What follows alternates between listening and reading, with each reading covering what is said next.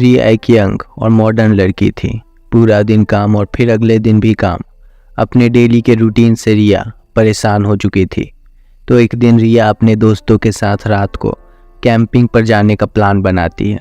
रिया और उसके दोस्त एक सुनसान जंगल चुनते हैं कैंपिंग के लिए, जहाँ कोई नहीं आता था। जब रात का अंधेरा बढ़ने लगा, उन्होंने आग जलाई और एक दूसरे को डरावनी कहानियाँ सुनाने लगे। तभी एक दोस्त विक्रम ने एक पुरानी कहानी सुनाते हुए कहा कि इस जंगल के बारे में जानते हो? कहा जाता है कि यहाँ एक ऐसी आत्मा है जो रात को लोगों को छुप के देखती है, पर अगर कोई उसे देख ले तो वो कभी नहीं मिलता। सब लोग मुस्कुरा रहे थे, उन्हें इन कहानियों पे भरोसा नहीं था। तभी रिया को अचानक थोड़ी ठंड सी महसूस होती है और तभी उसने देखा एक परछाई उसके टेंट के बाहर खड़ी थी। जब रिया टेंट के बाहर निकल के देखती है तो उसे टेंट पे कुछ लिखा हुआ दिखता है। टेंट पे लिखा हुआ था, मैं तुम्हें देख रही हूँ। रिया का दिल धड़कने लगा। रिया ने दोस्तों को बताया, लेकिन उन्होंने उसकी बातों को उसका एक और मजाक समझा। ये सब करके तुम हमें डरा नहीं पाओगी, रिया के दोस्तों ने कहा। पर रिया के चेहरे पे डर का निशान साफ दिख रहा था। रात को जब सब सो रहे थे, रिया को महसूस हुआ कि कोई उसकी तरफ आ रहा है। उसने आंखें खोली और देखा एक साया उसके पास खड़ा था। वो साया कुछ कह रहा था, लेकिन रिया इतना डर चुकी थी कि वो अपनी आंखें तक नहीं खोल रही थी। रिया ने डर के चिल्लाने की कोशिश की, पर आवाज़ मानो उसके गले से बाहर निकल नहीं पाई। साया आगे बढ़ा और रिया का डर और बढ़ गया।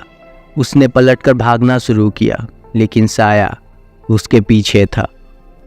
उसने दोस्तों को जगाने की कोशिश की, लेकिन सब गहरी नींद में थे।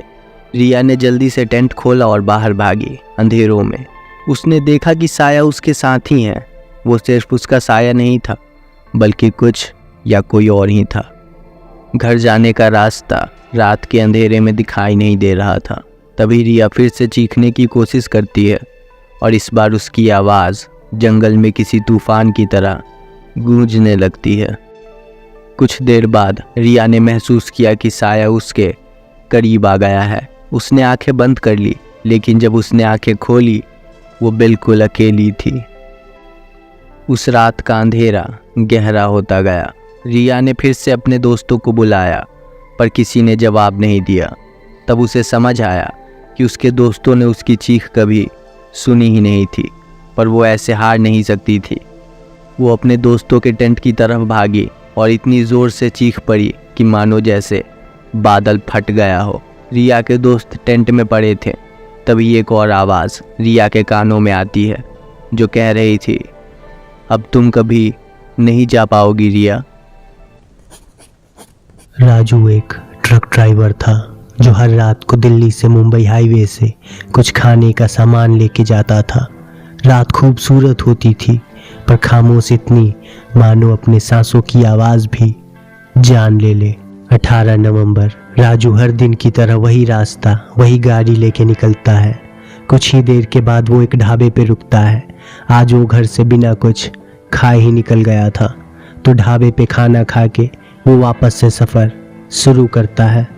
कुछ 15 मिनट ही हुए थे, एक आवाज़ ज़ोर से उसके कानों में गूंजती है, मानो जैसे उसे उसके नाम से कोई पुकार रहा हो। राजू, रुकना नहीं, वो आ रही है। ये आवाज़ सुन के राजू पीछे मुड़ता है और साइड मिरर में भी देखता है, पर कोई नहीं था। तो एक वहम समझ के वो अपने रास्ते पे ही आगे बढ़ता रहता है, पर वो आवाज़ उसे कई बार सुनाई देती है, मानो जैसे कोई उसे कुछ बताना चाहता है। राजू डरने लगा था, क्योंकि ये नॉर्मल नहीं था। अपने सीट के पीछे से अपना फ़ोन उठाता है और टाइम देखता है। अभी सिर्फ रात के 1:30 बज रहे थे। अभी मुंबई पहुंचने में बहुत वक्त था, तो ट्रक की स्पीड थोड़ा बढ़ाता है। तभी एक बार फिर से वही आवाज़, वही बात, बस फ़र्क इस बार इतना था कि जो आवाज़ थी इस बार वो राजू की थी। ये बात उसे इतना डरा देती है कि वो गाड़ी रोकता है और नीचे उतर के ट्रक खोलता है कि कहीं कोई पीछे तो नहीं बैठा। ट्रक के पीछे का दरवाज़ा खोलते ही जो राजू के सामने था, वो उसे घबराने पे मजबूर कर देता है। ट्रक में एक लड़की थी जिसने सफ़ेद साड़ी पहन रखी थी और रो रही थी। राजू घबराहट वाली आवाज में उस लड़की से पूछता है, तुम कौन हो और इस गाड़ी में कब बैठी? लड़की धीरे से गर्दन उठाती है और कहती है, उसने मुझे कहा था मैं आ रहा हूँ, पर वो नहीं आया। राजू को कुछ समझ नहीं आता कि वो लड़की कौन है, गाड़ी में कैसे आई। बस सोचता है कि आगे पुलिस स्टेशन पे उसे छोड़ देगा। वो लड़की को लेके अपने साथ आगे बिठा लेता है और फिर से अपने रास्ते पे आगे बढ़ने लगता है। कुछ घंटों के बाद ट्रक के सामने एक भैंस आ जाती है। राजू जल्दी में ब्रेक मारता है और लड़की की तरफ मुड़ के पूछता ही है कि देखता है कि उस लड़की के सर से खून बह रहा था।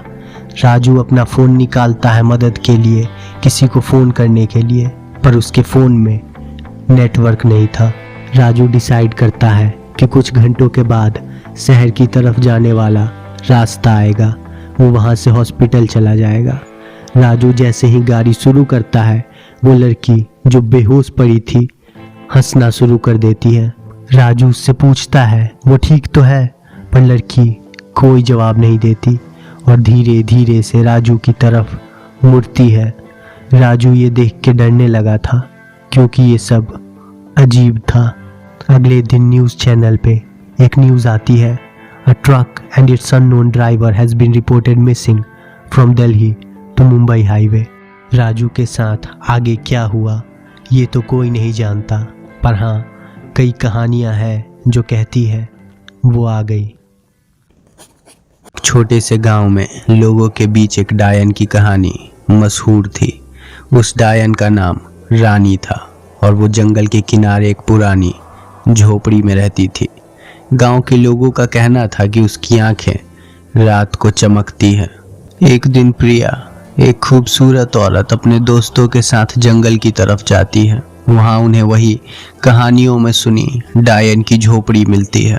उन्होंने सोचा था कि वो झोपड़ी और वो डायन सिर्फ एक कहानी है, इसलिए वो झोपड़ी के पास गए। वहाँ उन्होंने कुछ अजीब सा महसूस किया, जैसे कोई उन्हें देख रहा हो। जब वो वापस जाने लगे तब रानी झोपड़ी से बाहर निकली और उनके सामने आई और कहा, तुम सब मेरे घर के पास क्यों आए हो? उसने अपने गहरे और भयानक आवाज में पूछा। प्रिया का दिल धड़क रहा था, लेकिन उसने हिम्मत करके कहा, हम सिर्फ घूमने निकले थे। रानी हल्का सा मुस्कुराती है, पर उसकी मुस्कुराहट में कुछ भयानक था और उसने कहा, मैं यहाँ अकेली रहती हूँ और कोई आता भी नहीं, तो आओ थोड़ी देर मेरे पास बैठो।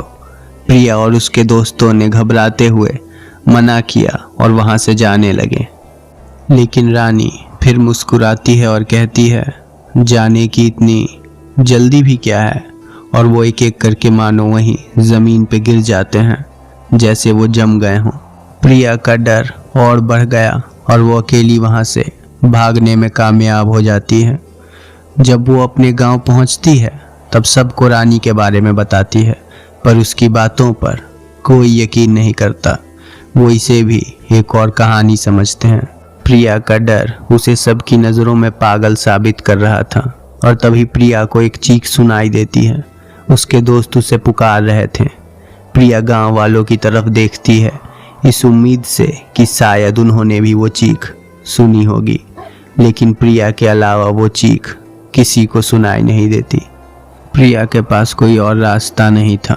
वो फिर से अकेले ही जंगल की ओर चली जाती है। प्रिया रानी के झोपड़ी के बाहर थी।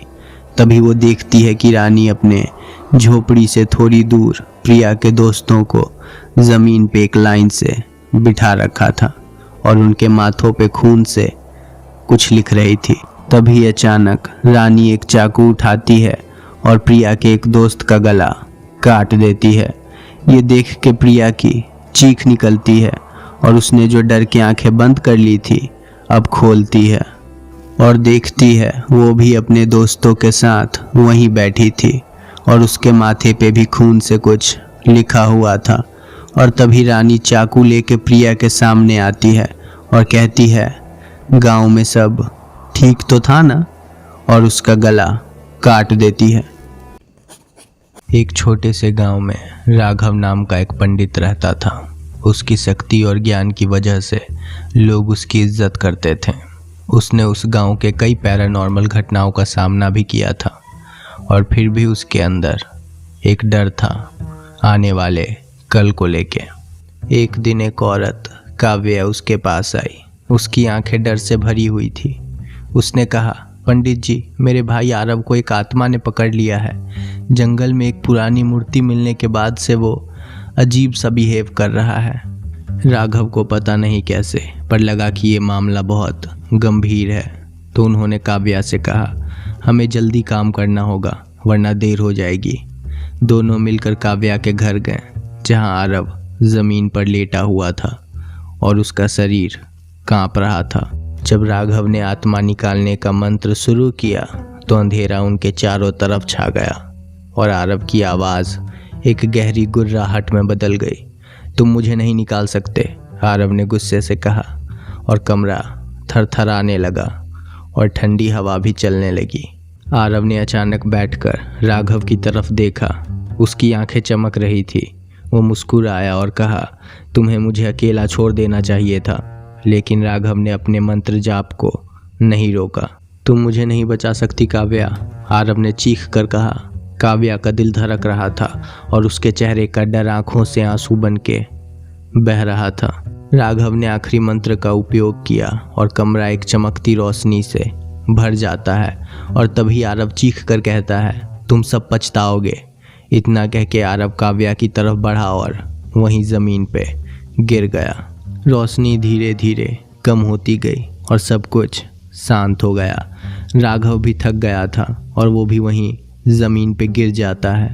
तभी अचानक काव्या की नज़र आरव पे गई। वो सांस नहीं ले रहा था। वो भाग के अपने भाई आरव के पास जाती है पर बहुत देर हो चुकी थी। उसके शरीर की तरह उसकी सांसें भी थक चुकी थी।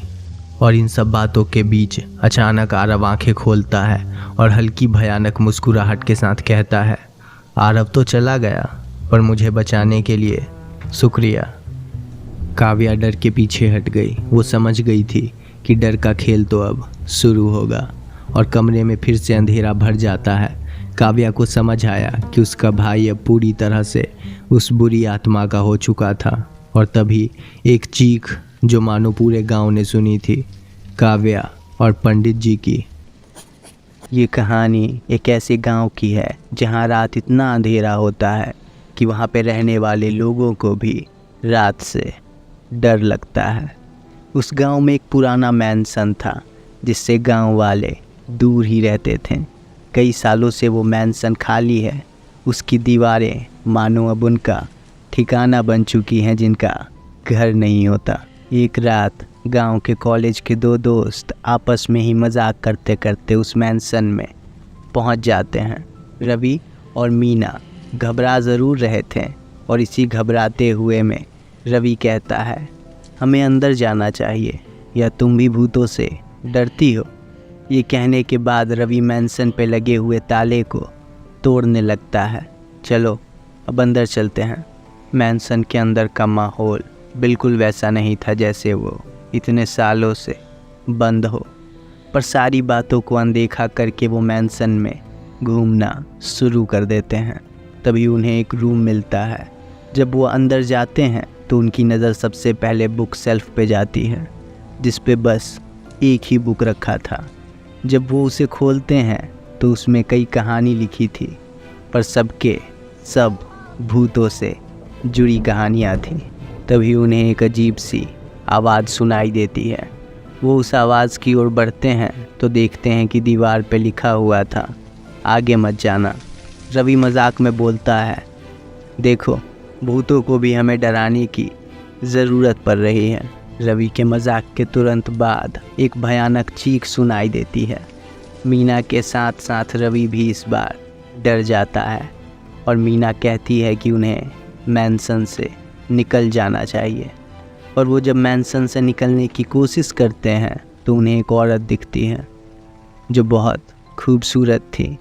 उसके चेहरे पर गुस्सा था और आंखें मानो एक दर्द भरी दास्तान अपने अंदर छुपाए बैठी हों।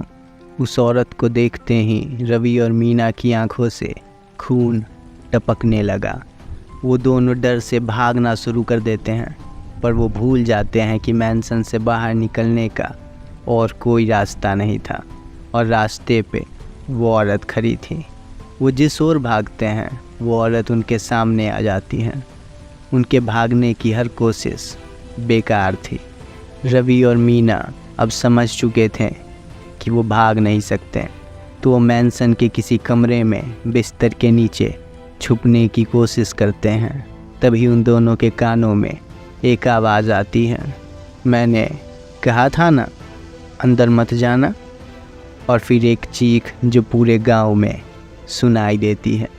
गांव वालों का मानना है कि रवि और मीना आज भी उस मैंसन में फंसे हुए हैं, क्योंकि उनकी वो आखिरी चीख आज भी सुनाई देती है।